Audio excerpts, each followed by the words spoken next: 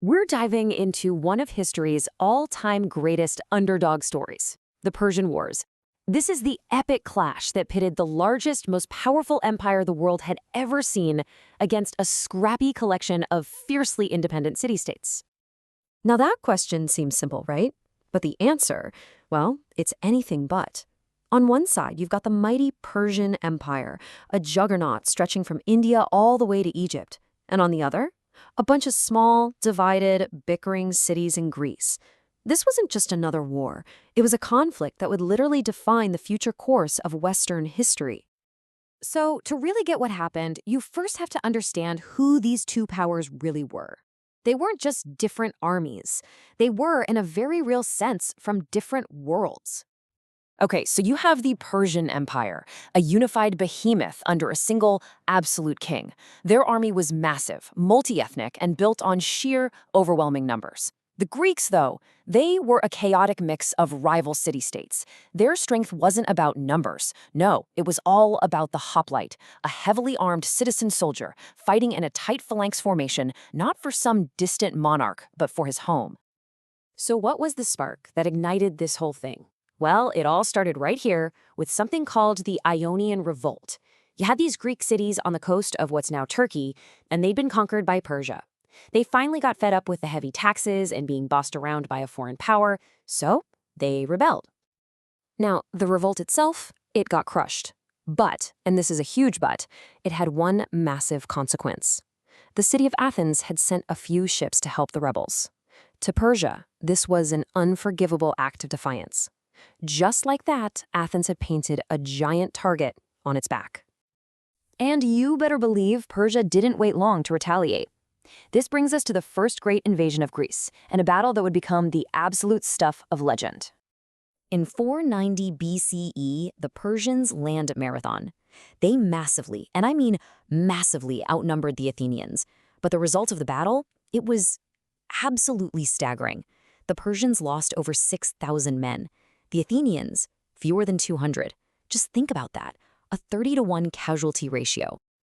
Look, this was so much more than just a military victory. It was a huge psychological blow. For the very first time, that myth of Persian invincibility was completely shattered. Marathon gave Athens incredible prestige and proved that a small, determined force of citizen soldiers could actually defeat an empire. But the war was far from over. 10 years go by. There's a new Persian king, Xerxes, son of Darius, and he is back to finish what his father started. And this time, he's not messing around. He brought an army and navy bigger than anything the world had ever seen. This second invasion was just relentless. It was a rapid-fire series of crucial battles. In just 2 short years, the entire fate of Greece would be decided in a handful of key moments, starting with one of the most famous last stands in all of human history. At that narrow mountain pass of Thermopylae, the Spartan king Leonidas and his small force held off the entire Persian army for 2 whole days. Yeah, they were eventually betrayed and surrounded, but their sacrifice was anything but futile.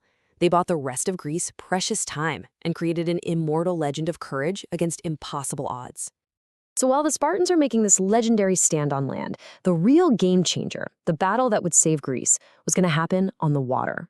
The whole war was about to come down to one brilliant naval commander and his incredibly daring plan. The Athenian leader, a guy named Themistocles, he comes up with this absolutely brilliant trap. First, he tricks the massive Persian fleet into the narrow straits of Salamis, where their huge numbers actually became a disadvantage. Then, the smaller, more agile Greek ships moved in, ramming and cornering the giant Persian vessels that couldn't maneuver. The Greek fleet just systematically picked them apart. Salamis was the decisive blow, the strategic nail in the coffin for the invasion. With his navy shattered, Xerxes couldn't supply his massive army. Fearing he'd be trapped in Greece, he had to retreat with the bulk of his forces, leaving only a fraction of his army behind. But hold on, the war wasn't quite over yet. Xerxes left behind a large army under his top general, but a year later, in 479 BCE, a unified Greek army, led by the Spartans, met them at a place called Plataea and completely destroyed what was left of the Persian invasion force. The threat to mainland Greece, it was finally, officially over. So the Greeks did it. They kept their freedom. But victory? Well, it was about to reshape their world in ways nobody saw coming, and it set the stage for a whole new kind of conflict. So, in the aftermath, Athens gets this idea. Let's form a naval alliance to keep fighting Persia and free those Ionian cities. They call it the Delian League. And on paper, its purpose was simple enough: mutual defense. But here's the twist. What started as this voluntary league for freedom, it turned into an Athenian empire, and fast.